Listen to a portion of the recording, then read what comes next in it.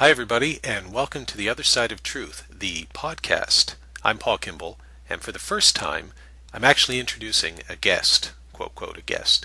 He's not really here, and I'm not really talking to him right now, but what I'm doing is traveling back in time to 2001, when I interviewed Dr. Benson Salerof, a cultural anthropologist from Brandeis University, for the documentary Stanton T. Friedman is Real. And what I wanted to do was talk to Dr. Salerof about Roswell and the making of a modern myth. I found Dr. Salerof to be a fascinating person. It was a 4-hour-long interview that I conducted with him. I flew him up here to Halifax from his home in, I believe, Connecticut or Massachusetts. And we had a great time chatting. He had a lot of things to say, very interesting stuff, the kind of stuff that you don't really hear a lot of when you're talking about the UFO phenomenon within the sort of sacred halls of ufology.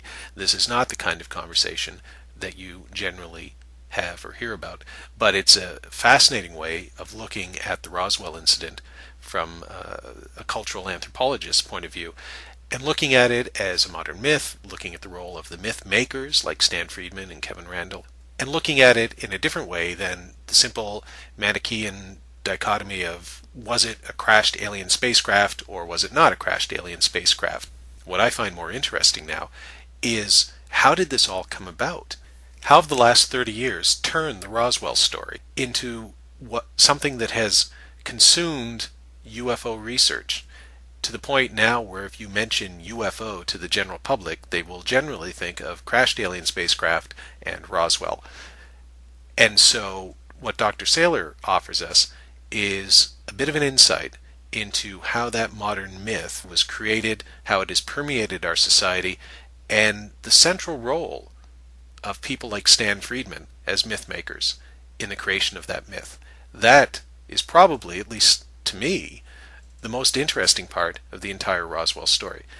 So, spin up the TARDIS, travel back in time to 2001, and here we are on The Other Side of Truth, the podcast with Dr. Benson Salerof, cultural anthropologist from Brandeis University, talking about the Roswell Incident and the creation of a modern myth.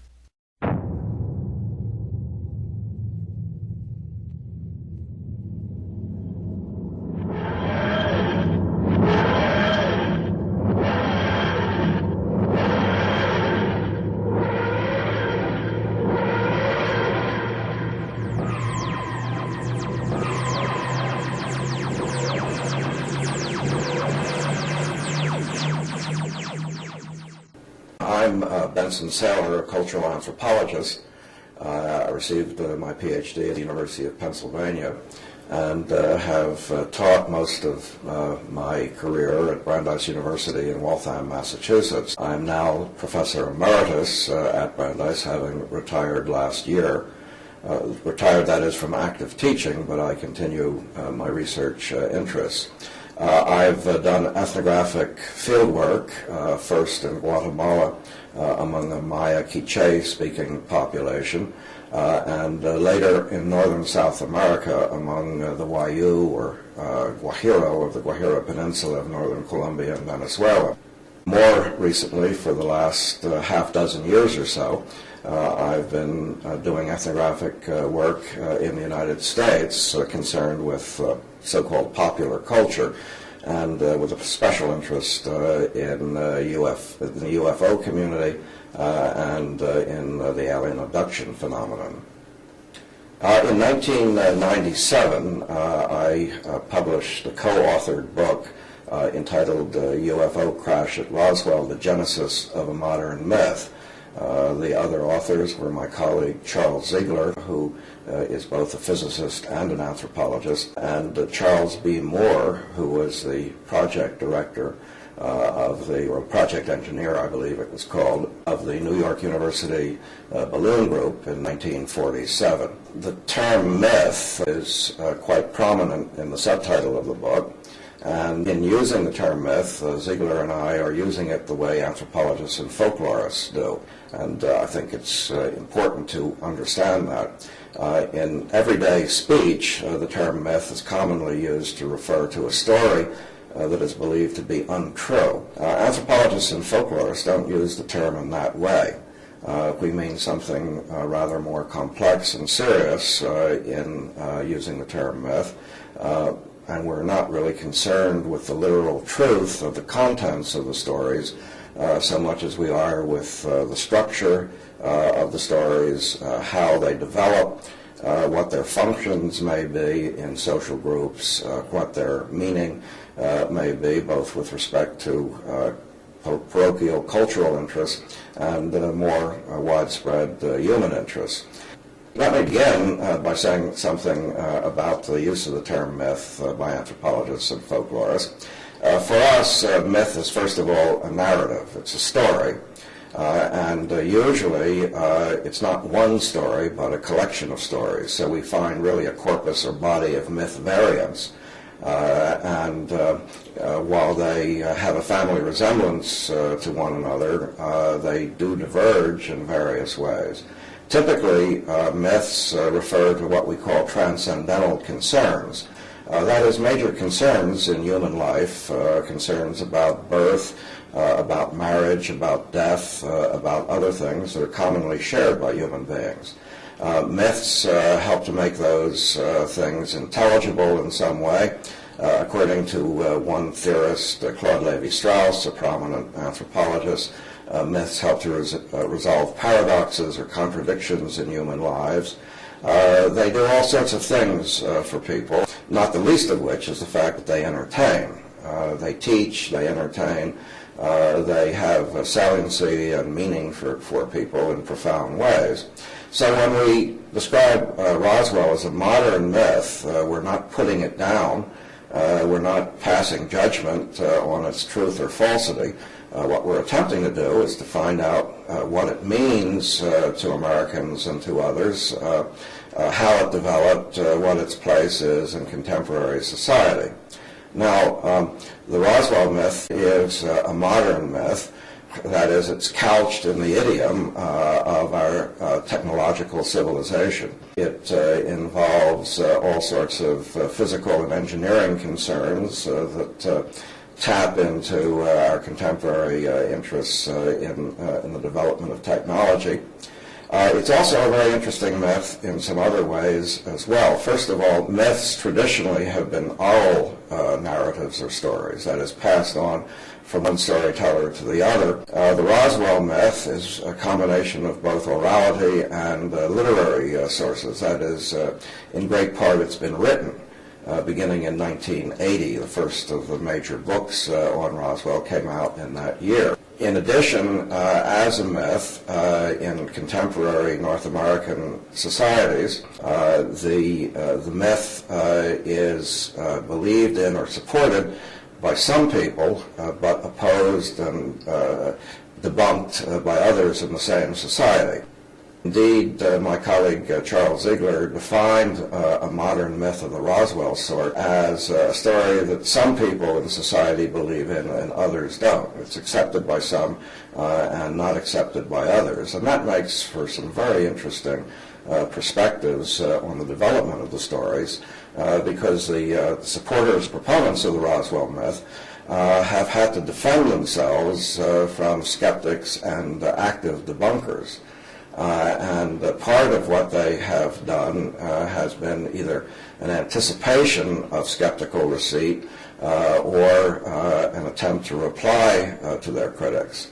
And at the same time, of course, the debunkers, the people who have actively attempted to discredit the myth, have had to reply to criticisms from the believers. So that makes for a very interesting cultural interchange, one that can be productively studied by anthropologists, psychologists, and others. If the Roswell myth is, or if the Roswell story, the phenomenon, is a myth, as you describe it, how would you describe the people? And in your book, I think you identify 6, Stan Friedman, Kevin Randall, Don Schmidt, Carl Flock, Bill Moore, and Charles Berlitz, and Don Brunner, 7 actually, in Ziegler's chapter. How do you describe, what role, what function are these men and others like them playing? Well, having now identified the Roswell stories, and I have to emphasize the variation among them as components of a modern techno-myth, one can also get a better perspective, I think, on the people who have propounded the stories. They basically are myth makers. And I don't use that term pejoratively. Actually, these are creative people. They have a kind of poetical imagination, and they have propounded stories which have been really quite successful in that they have endured all of these years. If indeed the first version of the myth appeared in print in 1980, this is now 21 years later, and it's still going strong. So there is a kind of selectivity that's taken place where the plausibility of the story has been evaluated and it's passed muster for quite a number of people. Now, one of the really interesting things about people such as Stanton Friedman and Kevin Randall and others as myth makers is that they have written themselves into the myth. And that is part of the modernity of the myth, and also it's part of something that accords with the values of many North Americans. And let me, if I may, enlarge on that. Myths typically vary in content throughout the world, and we find, however, that thematically, once you step back and put some distance between yourself and the contents of the stories, you find that structurally speaking, there are a relatively small number of myths which conform to certain kinds of major themes. Now, in 1964, Stith Thompson, a folklorist, cataloged or produced an index of a number of different myths. And one of the types he identified is known as the hoarded object myth. In the hoarded object myth, and Roswell conforms to this, in the hoarded object myth, typically a powerful entity or force sequesters or monopolizes some resource which is greatly valued by human beings.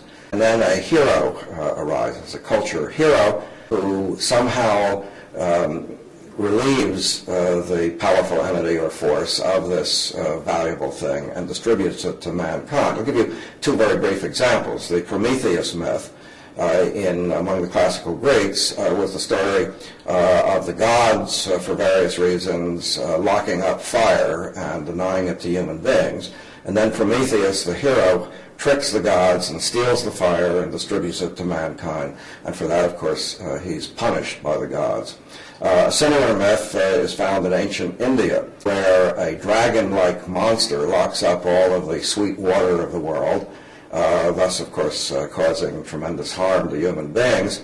And then the hero Indra slays the monster, and in slicing up the different parts of the monster, from each part springs forth or gushes forth one of the great rulers of India. The Roswell myth is a variant of that, in that the federal government of the United States, aided and abetted by the scientific and military establishments, has locked up or sequestered knowledge that we are not alone in the universe. Then there arises a doughty band of heroes, Stanton T. Friedman, Kevin Randall, Don Schmidt, William Moore, and others, who, using investigative techniques, the Freedom of Information Act and other weapons, they don't have swords or spears, they have the Freedom of Information Act. Using that and their investigative techniques, they have, in effect, relieved the federal government of its monopolized secret, and through television and other means are making that secret available to the rest of us, so that we will know that we are not alone in the universe. In this case, what the government has sequestered is not simply the putative Roswell saucer. What the government has locked up is knowledge.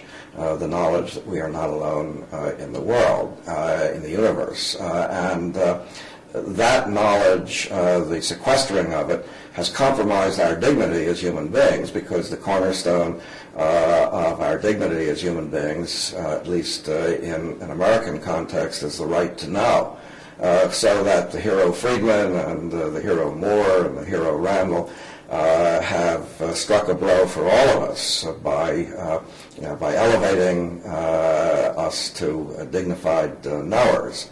Now, that's a terribly interesting development, and of course, as an anthropologist, I'm fascinated by it. I can't obviously interview Prometheus, and I can't interview the Lord Indra, but with luck I can interview Stanton Friedman and Kevin Randall and others. It's a kind of brush with the heroes of myth that I treasure as an anthropologist. I haven't done that yet, but I'm hoping someday to be able to interview these people. What does that sort of is leading me onto one tangent. We'll come back to some other things. But what does that do to the narrative itself? Does that impact on the credibility of the narrative, on the credibility of the person who's telling the narrative? What's the impact, the relationship once you put yourself into that myth, traditionally and also with respect to Roswell? By writing himself into the myth, Friedman and Randall and Moore and others have made their myths more credible, more plausible at least, in that we know them as individuals, we can see them on television, we can attend lectures they give. They're real people. And as real people, they relate to their own stories, which lend a kind of aura of reality to the stories they tell. They purport to have uncovered information, and they tell us just how they've done it. They tell us whom they've interviewed. We see people like Glenn Dennis on television. All of this adds a semblance of reality to the myths and renders them more plausible. The reason the stories have endured for so long and will continue to endure, I think, is because they are plausible. We can relate to them in terms of our experiences, our knowledge of other people, our sense of reality and the like. If they were totally fanciful, and some people have come forth and have told such versions of the story as to cast them beyond the pale of plausibility, but if they were totally fanciful, nobody would pay much attention to them except for perhaps a very small minority of people with ideas that deviate very strongly from that of the mainstream. But the reason the Roswell myth, at least the mainstream Roswell myths, has endured so long, or have endured so long, is because they do strike people as having a plausibility to them, plausibility that people can relate to. Why have people like Friedman and Randall done this, become interested in it, and also, is it a conscious thing or a subconscious thing when you interject yourself into the storyline? That's a question that's really very difficult to answer. I think that motives probably vary, and people are not motivated by one consideration, but by several. And the mix or weighting of considerations will vary from person to person. I think that someone such as Stanton Friedman, he is something of a romantic who is interested in good stories and in trying to explain what otherwise would remain mysteries. In pursuit of a kind of romantic interest, he is also very much of a modern American, one who has been very well educated. He received a Master of Science degree at the University, or Master of Science and Physics at the University of Chicago. He has worked in various ways as a physicist, so he is clearly someone who clues in or taps into contemporary American science and technology. And yet, at the same time, he is attempting to resolve mysteries. Now, in the process of doing so, he and his colleagues have constructed really a marvelous story. There are times when I very much regret that I don't believe it, because it is such a good story. It's a story of momentous happenings, of mysterious occurrences, of good guys and bad guys, and that has a transcendental message that we are not alone in the universe. So I think that people are motivated partially because, like most of us, they appreciate good stories. We human beings are pattern-seeking animals. And one of the major ways we achieve patterning is through the narratives we create. And so Friedman and Randall and the others are doing that. They're doing what all the rest of us do, only they're doing it in the public arena and with regard to special concerns. At the same time, man does not live by bread alone, so some of them do use their research as a way of generating funds to support themselves. And I think also they like the adulation that they receive from the UFO community. There are UFO communities, and by community here I mean a group of people who have a similar interest. They don't have to meet. They don't have to interact with one another directly, but they share a common interest. And within those communities, people like Friedman and Randall are given a great deal of respect and adulation. So that too is very understandable. We all crave that. We all want our 15 minutes on public television, and Friedman and Randall and Berliner and others have achieved that in multiplicity, I guess. They obviously invest a great deal of their energy. I've spent too long in California. Their psychic energy, but they're investing a great deal of who they are and their credibility and their belief system in these stories, in these myths. What does it do? What does it potentially do to them, especially when they've injected themselves in it as well? When parts of it may be found out to be false, and as we were discussing, I refer immediately to the Gerald Anderson story, which was largely discredited over a number of years to the point where even now Stanton Friedman, the last defender of Anderson, has grudgingly begun to admit that he was probably hoodwinked. What does that do to them as the myth tellers? How does that interaction between their subject and themselves, what happens to them when things seem to start to go awry? And by injecting themselves in their story, how does that impact on their ability to look at things objectively, which they claim they are, is the hallmark of the way they do their research? One of the things to carry through a bit this explication of myth makers, one of the things that myth makers have to face in modern society, at least, is the fact that occasionally some of what they claim to be real is deemed false by others. There are, to borrow from the subtitle of Carl Flock's most recent book, there are inconvenient facts that others proffer. And this can challenge the integrity of the myths as particular myth makers have developed them. Now, that's a problem all human beings face. Sometimes we find that our ideas are challenged by other ideas. And psychologists, anthropologists, and others have spent a great deal of time, really, in trying to understand how people react to this.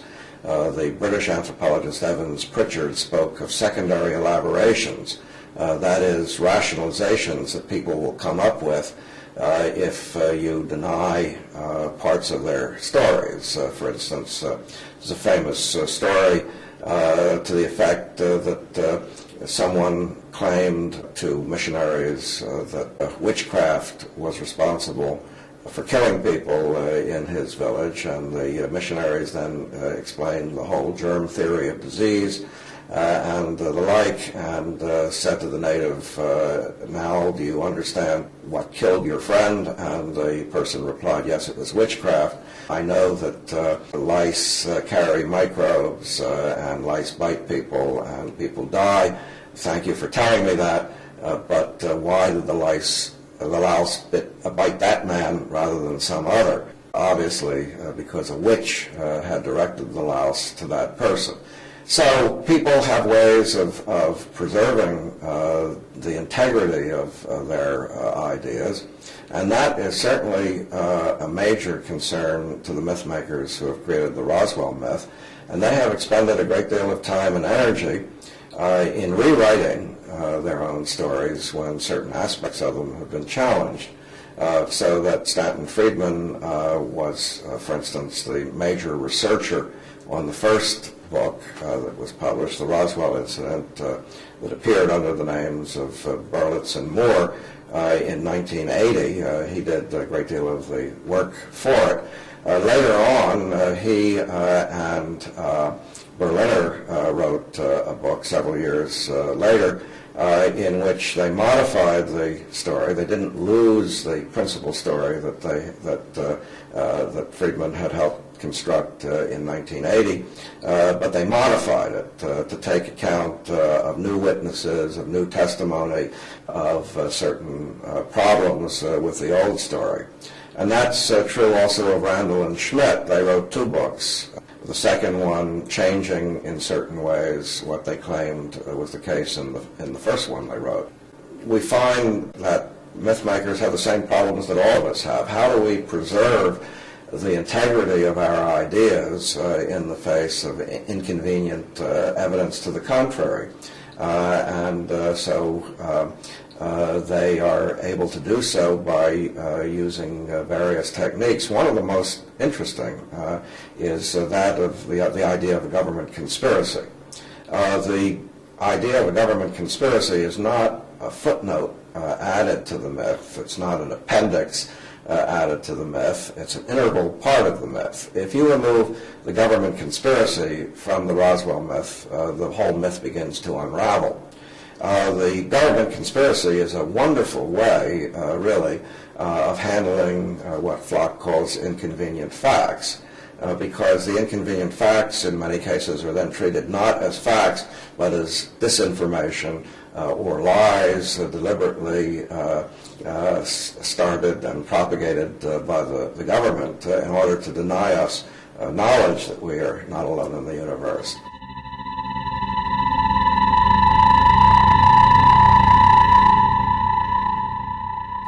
In this segment, Dr. Saylor gets into the idea of conspiracy theory, how it ties into the Roswell case in particular, but also a general examination of it, why we tend to believe in conspiracies, what that says about us as much as it does about the conspiracy, and also how there are elements of religion when it comes to looking at a case like Roswell, when it comes to the way that people seem to believe in Roswell, despite, as Carl Flock would have said, inconvenient facts. You can continue to see, you can go to a blog called the UFO Iconoclasts and read the writings of the latest of the myth makers, the true believers, Anthony Bragalia, who takes the kinds of things that Stan Friedman or Kevin Randall would be talking about 10, 15, 20 years ago, and he's inserted himself into the story, and he's added his own spin to the story. He has become one of the myth makers. It's almost like you're cloning the myth, that the original myth that was created by Kevin and Stan was the original human, if you will. And as people like Bragalia come along, they clone it. They take that original myth, they add their own sort of elements to it, but it's weaker for it. And eventually, when that happens, I think what you're seeing is the death of the Roswell myth, at least in anything other than the core group of the true believers. And people like Bragalia are the ones that are going to drive the final nail into that coffin. Anyway, this is part 2 of my interview with Dr. Saylor. Enjoy On the Other Side of Truth, the podcast.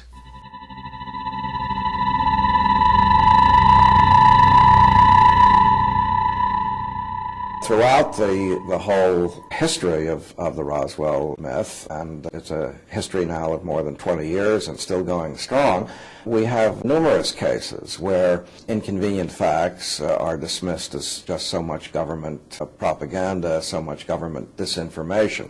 So having the monster, which has sequestered knowledge, play a continuing role. The monster is no longer passive or not passive. It's actively defending itself and its sequestering of knowledge by disinformation, by all sorts of intimidations and threats and the like.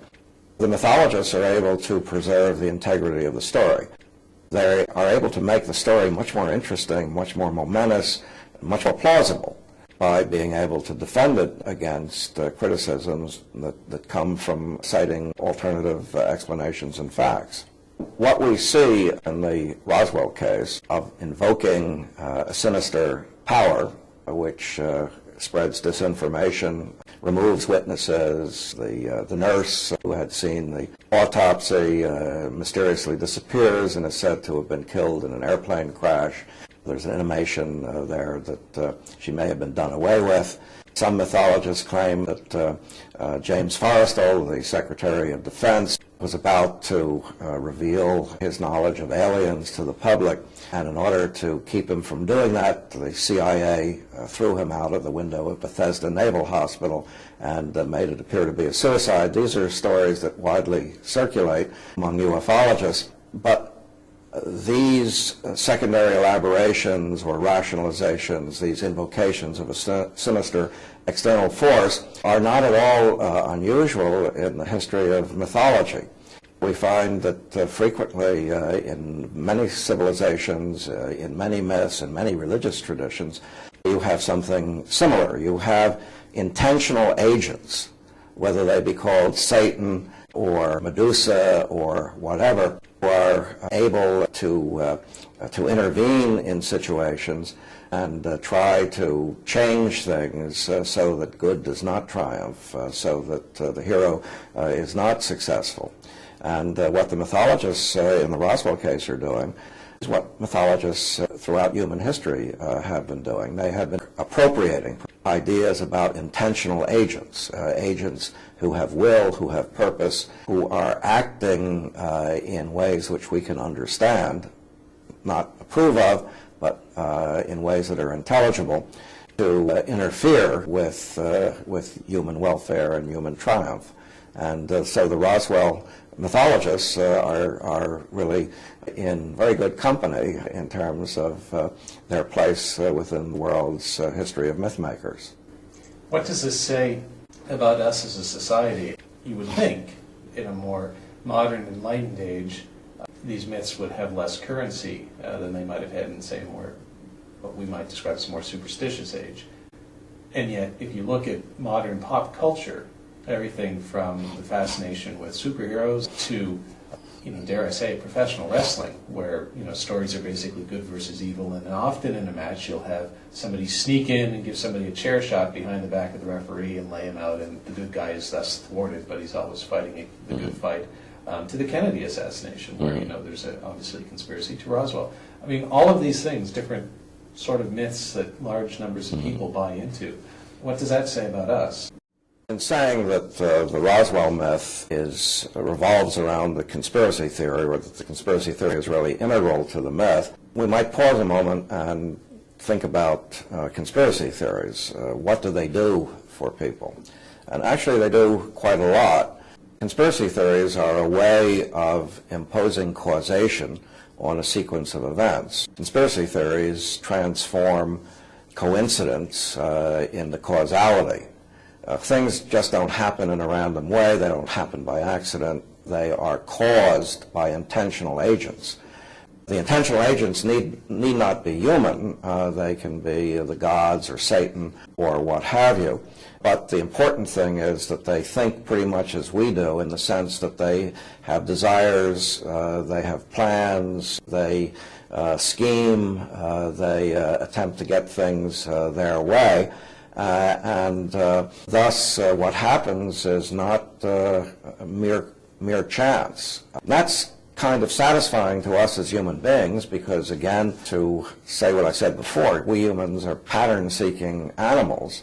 And rather than being faced with a lot of ambiguity and chance happenings and the like, it's intriguing for us to suppose that things happen in a more or less orderly fashion because there's will and intelligence out there making them happen that way. This is true in the Kennedy assassination. It's true in all sorts of other things. On this past May 9th, a group of ufologists arranged for a press conference at the National Press Club in Washington. They mustered a number of witnesses, more than 20 witnesses with special knowledge or experience of UFOs.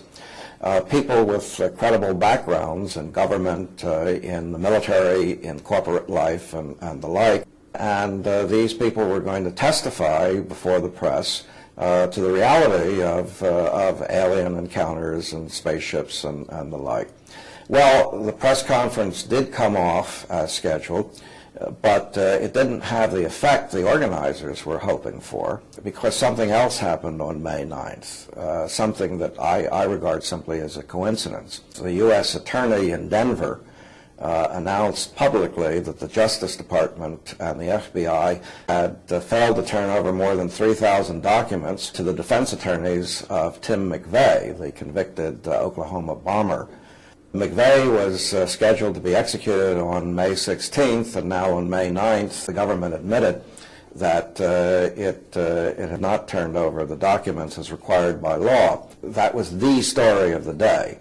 And the ufologist's press conference was a pretty minor affair. Now, I think that was just bad luck for the ufologists. It's one of those unfortunate coincidences. Their thunder was stolen by something else. But on the web, quite a number of ufologists took a different view of things. That is, why did the Justice Department and the FBI announce on May 9th that they had held back these documents? They did it, according to what I read on the web, because they wanted to steal thunder away from the ufology press conference, that it was part of the government's continuing conspiracy, even to the point of embarrassing itself, pillaring the Justice Department and the FBI for failing to obey the law. But that was the lesser of two evils compared to what would happen if news that the ufologists were disseminating really hit the newspapers. So that's an example of conspiracy theory. What I regard as a mere coincidence, tough luck for the ufologists, is transformed by them into further support of their own myth. Here is another case of the government intervening in order to keep the knowledge away from the public. In trying to see the larger significance of Roswell myths and the related myths, some commentators have attempted to show a parallel between UFO stories on the one hand and what we conventionally think of as religion on the other. Carl Sagan, for instance, in his book, The Demon-Haunted World, and in various of his publications, has made this connection. And so have other people. They pointed to what they call the religious-like elements of UFO stories. That especially intrigues me as an anthropologist whose specialty has been in the anthropology of religion. And in my own thinking about the Roswell myths, I have tried to ferret out similarities between some elements of the story on the one hand and what we elsewhere regard as religious phenomena or elements elsewhere. As far as I know, the Roswell myth has not been incorporated into any cultistic group or the practices of a cultistic group. It's not the central celebratory event of any group. It's not the mysterium that religious-like groups or religious groups have typically celebrated. But nevertheless, there are some elements in the story that remind one of religion elsewhere. This is not to say that the myths are religious. They are not. They are clearly secular myths, and of a special kind, myths that we have called techno-myths. But they do have some religious-like features in them. Thus, for instance, they imply or explicitly claim that there are superhuman beings who have been monitoring the Earth. Obviously, the aliens, whether they have crashed or not, have come here over millions and millions of miles. They have been able to do things that our physics and our engineering are not able to do. They're able to solve certain biological problems which our biologists claim are insoluble. They obviously, if indeed they have come here, have been able to do so because they have a physics and technology and perhaps biological controls that are far superior to anything that we have or can even perhaps imagine. So they are superhuman in that respect, not necessarily supernatural, because the Roswell myth is a very naturalistic set of stories, but a very secular set of stories, but clearly superhuman. And so they resemble the gods and spirits of classical religions, which claim that the beings they are concerned with have special powers that human beings don't have. Then the Roswell myth expresses dependency longings, which are also very much in evidence, not in all religions, but in some of them, and particularly in Judaism, Christianity, and Islam. Dependency is a phenomenon, psychological phenomenon, where we look to other people for the satisfaction of our wants and needs. And the Western religions have answered to very strong dependency longings on the part of people, longings for salvation, longings for cessation of suffering, longings for triumph over death, and the like.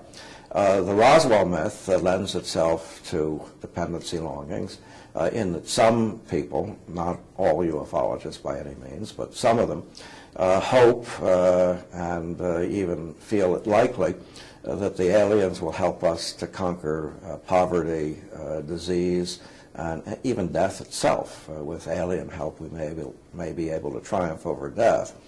There's that aspect of the stories as well. Then cluing in particularly to Western religions and some others, not necessarily all the religions of the world, but some, and the ones that we are most familiar with. The Roswell myth pivots on truths which are in effect unfalsifiable. They are, as expressed by Friedman and Randall and Moore and others, they are non-hypothetical truths in that you cannot test them as hypotheses and cannot falsify them. As an example, ufologists will admit that if the government, not all ufologists will admit this, but many of them will admit that if the government were to produce the original Roswell debris, stuff found by Roswell and collected by Jesse Marcel, and if chemists and physicists and metallurgists and the like were to examine it and discover that it was purely earthly stuff, then the Roswell myth would be refuted. But if, in fact, the government were to produce such evidence, the proponents of the Roswell myth would claim that it wasn't the true Roswell debris, it was stuff the government had substituted for it. As a matter of fact, some of them claim that that's what happened when General Ramey examined or had examined the debris in his office. It was identified by Warrant Officer Wayne Newton as being from a weather balloon that had a radar, carried a radar detector aloft. And many ufologists claim that was substituted material, that was faked, it wasn't real. From that perspective, there's nothing the government could possibly do to discredit the myth. If it produces evidence, maybe in some warehouse somewhere, they have the stuff, and maybe by dint of tremendous effort they could find it. If they produced it and said, look, it's just tinfoil and balsa wood and scotch tape and some other things, the ufologists would say, that's not the real stuff. So the government conspiracy turns these truths into non-falsifiable ones. And we find that in Western theology as well. Western theology frequently allows for evidence that would refute the central tenets of the faith, but then quickly turns around and defeats the possibility of such evidence. So Paul writes to the Christians in Corinth, if Christ be not risen, that is, if Christ was not risen from the dead, then is your faith vain and my teachings are false. He says that. That's how you can refute the whole business of Christianity. But you can't prove that Christ was not risen from the dead. Tertullian, a North African Christian, writing about 206 A.D., indicated, however, that even proof of the resurrection would be impossible to establish. He put it in a very terse Latin formula in which he wrote, et sepultus est resurrexit, and having been entombed he arose, certum est quia impossibile est. It is certain because it is impossible. Now, that's a one-liner that no one can really outbid. It's an assertion that one has to accept things on faith because the impossible is the truth. Now, the Roswell mythologists, being modern secular men, are not claiming that. They're not claiming that we have to accept Roswell on faith. Quite the contrary. Someone like Stan Friedman has devoted much of his life to attempting to establish a factual basis, an evidential basis for accepting his view of what happened in 1947. So they're not saying it's certain because it's impossible, but through the invocation of a government conspiracy, they are in effect doing the same thing functionally without committing themselves to the matter of faith. That is, they're saying that the government can't do anything to prove it was a mogul balloon that fell on the Foster Ranch, that the government, that no one can really prove that Roswell was not a crashed saucer site. And some insight into that, I think, into Stan Friedman's thinking on that score, is carried in an article that appeared in the Tucson Weekly of the week of the 20th of July to the 26th, 1995. Two authors wrote an article about Friedman's interview with a local talk show host.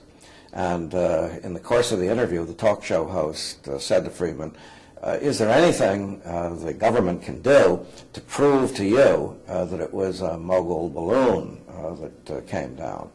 And Friedman replied, no, there's I'm paraphrasing him here, of course, but no, there's nothing that they can do. I've made up my mind. And while that is not a Tertullian-like statement, it's not a one-liner that can't be trumped. Nevertheless, it does carry, it seems to me, an insight into how a committed ufologist thinks about things. Friedman has spent much of his life in talking about UFOs, about Roswell, about Majestic 12, about abductions and what have you, and he's so committed himself to that way of thinking that the assertion of truth becomes habitual in talking about what he talks about. It's become a way of life, a form of life for him. It's part and parcel of his identity as a human being, and that is something of a functional but very human equivalent to Tertullian's majestic, cosmic, it is certain because it is impossible. Friedman is not saying it's certain because it is impossible. He's saying it's certain because I have evidence for it, and that evidence overwhelms any contrary evidence, and the contrary evidence is probably a plant anyway. So I will go on believing as I have believed for lo these many years.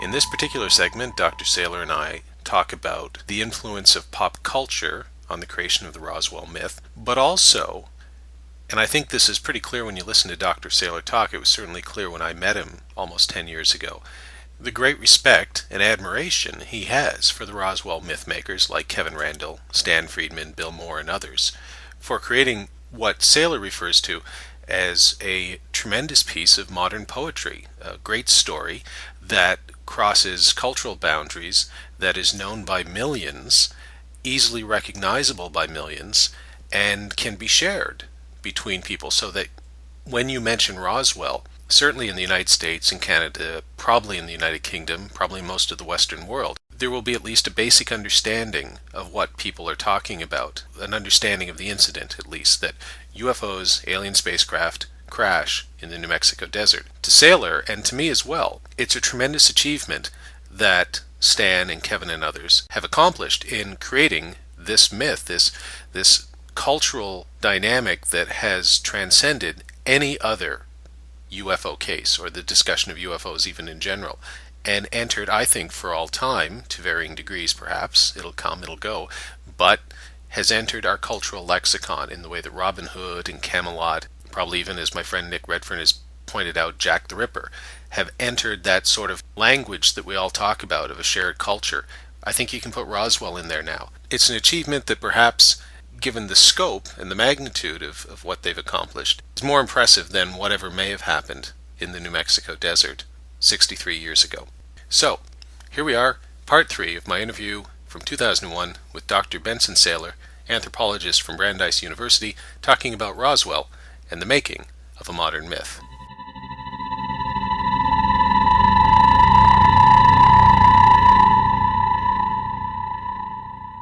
Looking at the Roswell myth, it's part and parcel of what some people call pop culture. That's a shorthand way, as I understand it, for talking about popular culture. And some people attempt to put it down. I think that they don't really have the wherewithal to do so. I think that popular culture is an important part. It's part of our national culture, and it's a very important part of it. Now, the Roswell myth doesn't exist in a void by itself. It exists as part of a fabric of similar myths, all sorts of kindred myths about other crash saucers, about alien abductions, about sightings of UFOs where the sighters are able to claim that, or do claim that they have seen actual ships and alien beings and the like. It's part and parcel of a whole tapestry, really, of UFO-related stories. And these stories mutually reinforce one another. The Roswell myth, of course, is contained in a set of books, beginning with the Berlitz and Moore 1980 book, The Roswell Incident. But even though it's contained in a number of works that we can list in a bibliography and isolate from other things, it certainly doesn't exist by itself. It doesn't exist in a void. It's part and parcel of a whole set of kindred myths about other UFO crashes, sightings of UFOs, alien abductions, and the like. And as such, it's part of a tapestry, really, a tapestry of understandings and myths which ufologists have woven over the years. And the strands of the tapestry reinforce one another. So that part of the plausibility of the Roswell story now comes from the fact that it's mentioned in other stories, it's supported by some of the things that are claimed to happen in other stories. It's not only portrayed on television, there is a film about Roswell, but it's mentioned in still other filmed stories about aliens and UFOs and the like. So what we have here really is a whole fabric of interesting stories which appeal to the imagination, which are entertaining, and the entertainment value can hardly be dismissed. It's a very important part, I think, of the attraction of the Roswell story and kindred myths. And these are all mutually reinforcing mutually stimulating. Roswell and similar stories have inspired some very interesting television programs, quite a lot of talk show programs, Art Bell and others. It's become part and parcel of American popular culture. So that probably a very large number of Americans have heard of Roswell, and certainly most of them have heard of UFOs. And a whole vocabulary has been disseminated. One of the most important things you have to recognize in things like the Roswell story as a part of popular culture is that we Americans and Canadians and other people in the world have acquired a vocabulary now for talking about UFOs, aliens, spacecraft, and the like.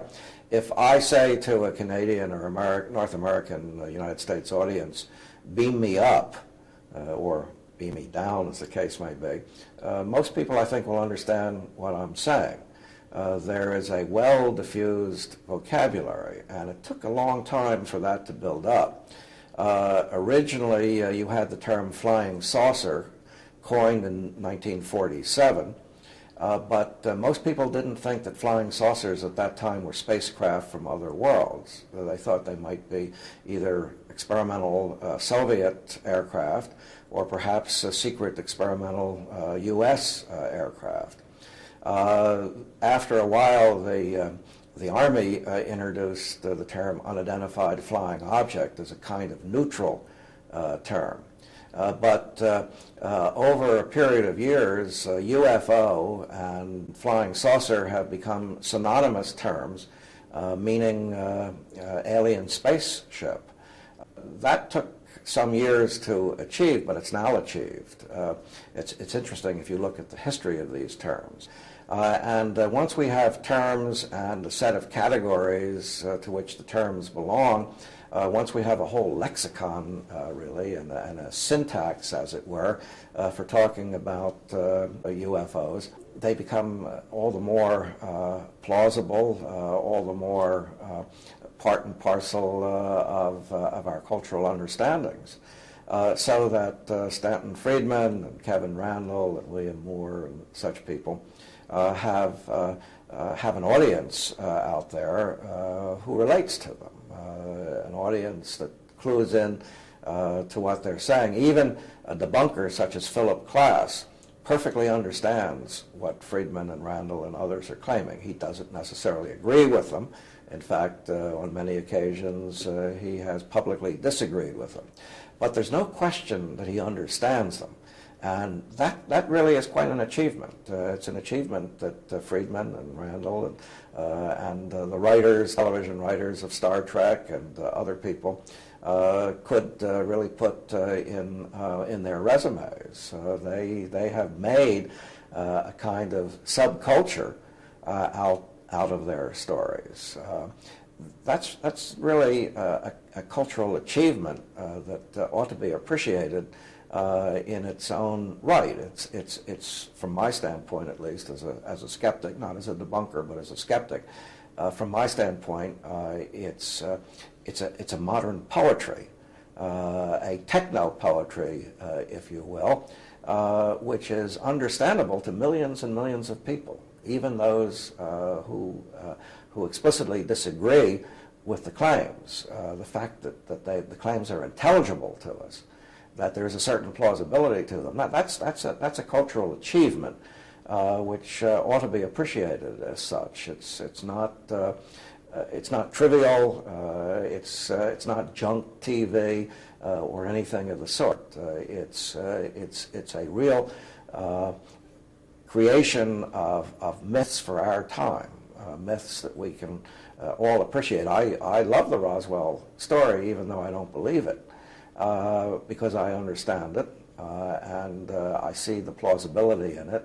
I see how it relates to other stories, and as an anthropologist interested in symbolism, interested in poesis, in poetic creation, I can appreciate it. The way a literary critic will appreciate great works of literature.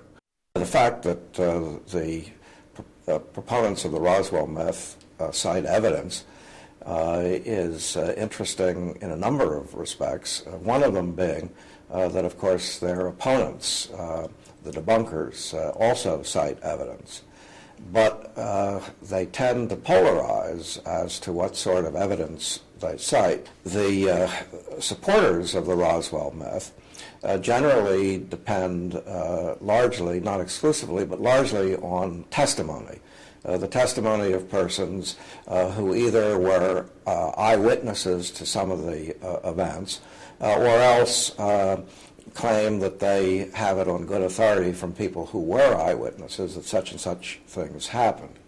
And one of the problems with depending on testimony, at least in the Roswell case, is that the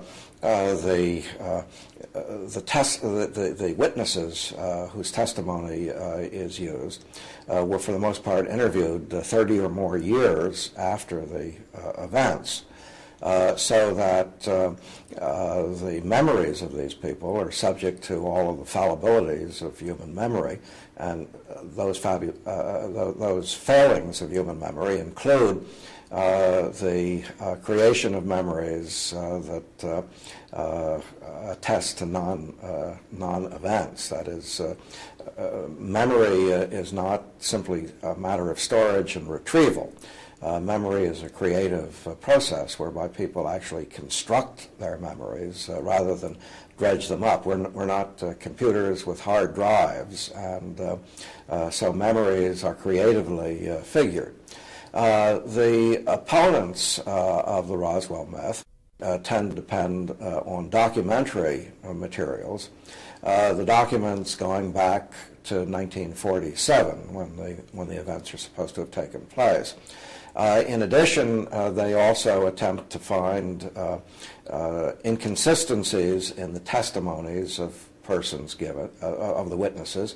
They attempt to find also documentary evidence which will throw a new light on the witnesses in order to discredit their witnessing. An interesting example of that is contained in Carl Flock's recent book, Roswell, Inconvenient Facts and the Will to Believe. Flock depends very heavily on documentary evidence, and in fact he has a whole appendix of documents, and he also depends on finding inconsistencies in the testimony of the witnesses. So you have this kind of polarization where the debunkers rely on documents and on inconsistencies, and the proponents rely on witness testimony and efforts to find corroborative witnesses so that one witness will be supported by another. In the real world, as most of us live it, we depend to a great extent on what other people tell us. And also, if we are critics, if we are scientists, if we are academicians, we depend on documentary evidence and on rules of the game for evaluating that evidence. And that's a very complex business, actually.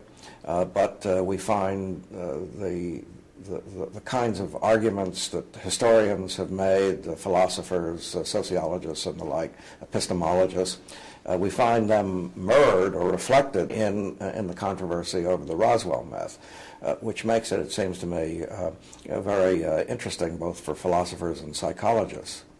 Toto, I have a feeling we're not in Kansas anymore. In July of 1997, my wife and I went to Roswell, New Mexico for the 50th anniversary of the Roswell Incident.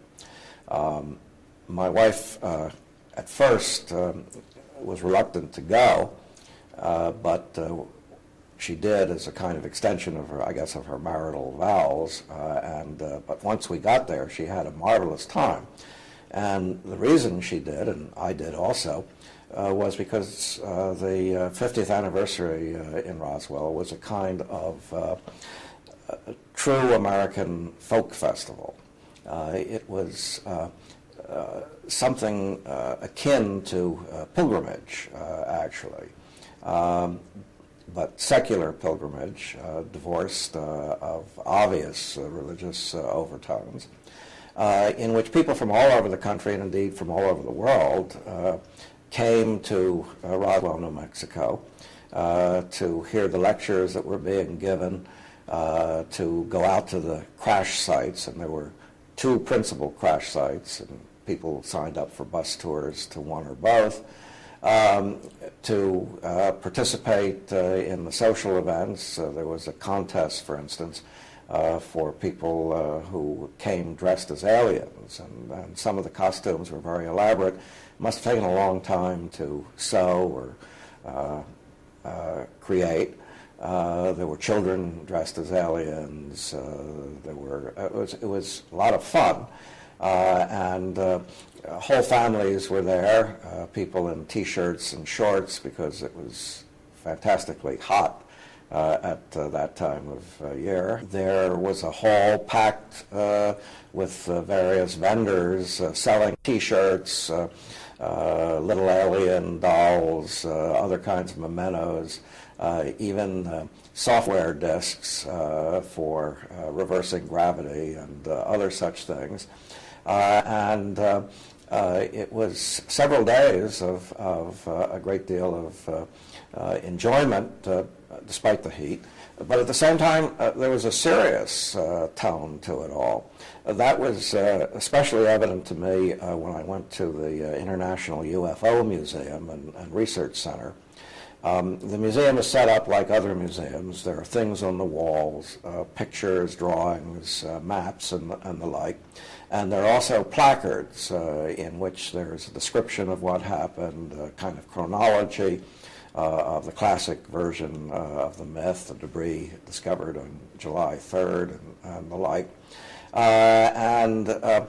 I've been to museums all over the world, but I can't remember any other museum in which the crowd seemed to be taking things quite so seriously. That is, the lines were very slow moving because people were reading the placards from beginning to end, wall after wall, placard after placard.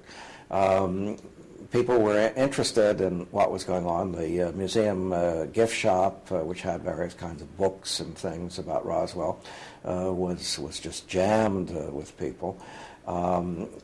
It was a serious but also a very entertaining several days. And the town of Roswell was all festooned out for the great event. There were all sorts of alien dummies and scenes in the store windows. There were signs erected in various places. There was a steakhouse, which, as I remember, had a car stall that was a parking place that was reserved for aliens. There was a lot of good humor and also a very serious undertone to it all. So I look back on Roswell 50th anniversary as really a kind of American gathering, very distinctive of the cultural patterns that we know from popular culture in the United States. And I think that was picked up by a number of the television companies that were there. As I recall, I was told, at least, I didn't count them myself, but I was told that there was something like 16 foreign nations that had sent television crews, or reporters at least, to cover the events. And the American networks were represented. It was a proof to me of the power and sticking quality of the Roswell myth. And Stanton Friedman and Kevin Randall and others who have contributed to it can take a certain pride from the fact, I think, that they have really made an impact on American culture. I've been to Fatima and Lourdes and to Jerusalem and to one of the great shrines of the Lord Shiva in Nepal, and this is. I've seen Hindu pilgrims and Jewish pilgrims and Muslim pilgrims and Roman Catholic pilgrims. Can't remember any Protestant pilgrimages, but there are some in England. I didn't happen to go on any, but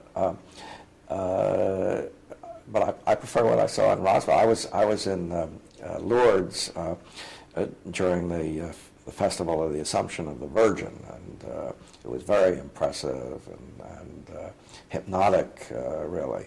But I didn't have anywhere near as much fun as I did in Roswell. One of the things that constantly happened in Roswell was people would turn to us. You could, this being an American folk festival, it was very open and friendly, and everybody could speak to anybody, and they did. And constant theme, a constant question that was being asked again and again was, do you believe? Are you a believer? People would introduce, hi, I'm so-and-so from Duluth, and are you a believer? Many people replied, yes, I'm a believer.